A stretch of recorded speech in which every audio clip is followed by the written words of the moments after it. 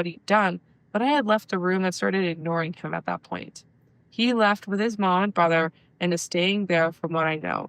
I've blocked him on everything, and for the time being, until I'm ready to tell him that I'm seeking an annulment. Thankfully, where I'm from, you can get one almost no questions asked, as long as you haven't been married for longer than 30 days, and I've already looked into the process. I called it annulment. I haven't really left my apartment at all this week, and I've been calling in sick to work because I don't feel like I can face people. I'm just so embarrassed that I've wasted over 2 years on this man and that I married him in the first place. I don't know if I can even talk to people about this, so posting here has helped, and I'd like to thank you all for your kind words and advice and support. I might reach out to Misha when the dust has settled, but I think I'll need to build up some courage for that. Man, I feel from her. Like, I would imagine that she's feeling a lot of embarrassment for like work. There's an update comes 4 months later. Hello, everyone. I just thought I'd give an update to my situation since I still get messages of support on here every week or so. You'll be glad to hear that I was able to get an annulment and didn't have to go through a messy divorce with Jim.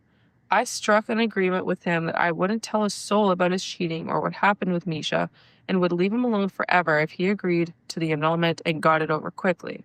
I did end up sticking my end of the bargain, but it ended up not mattering because it turns out his brother is quite the gossip and let the cat out of the bag over Christmas after getting into an argument with Jim while drunk.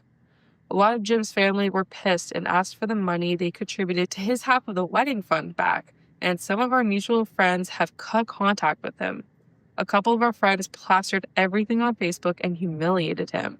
It was interesting to watch the back and forth between them and Jim, honestly. I lived in our apartment and covered the rent on my own while he lived at his parents' until the lease ended back in January, and I'm now living with my dad, and I plan to stay here for a while and take things easy.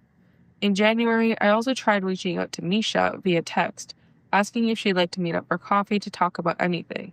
I never got a response directly from her, but a few days later, I got a call from her number and it was her boyfriend on the other end.